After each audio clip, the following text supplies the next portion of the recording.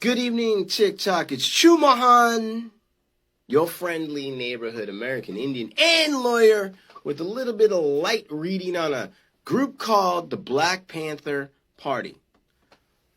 Who were they? What are they? And what did they do that caused the federal government, the FBI, to consider them public enemy number, not an enemy of the people actually, but an enemy to the authority? And why did they create COINTELPRO to sow dissension, destroy, discredit, and spread misinformation about this group? It's fascinating because that really underscores, really think about how threatening it must have been to the powers that be. So what did they do?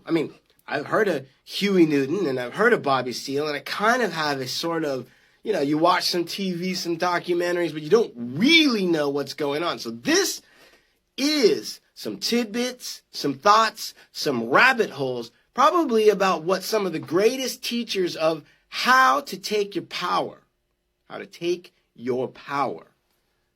see from what I've read up to this point, it's pretty impressive. I think this is important for all Americans to learn. Now, this gentleman is Bobby Seale.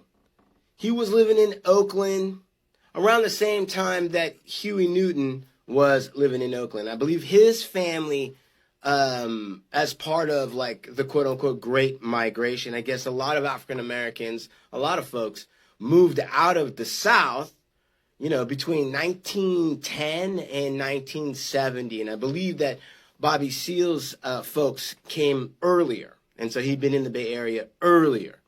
And what's interesting is he met up with a guy named Steve Brumfield, and they talked about American Indians. And he told young 15-year-old Bobby Seale that, hey, the white man has stolen the Indians' land.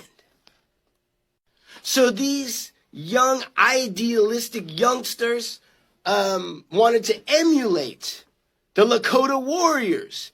And they had metal shop and they made giant knives and tomahawks. Imagine teenagers being allowed to make knives and tomahawks in school, right? It was a totally different time. And they ran through the Berkeley Hills, because this is all in the Bay Area. They ran through the Berkeley Hills pretending to be Lakota warriors.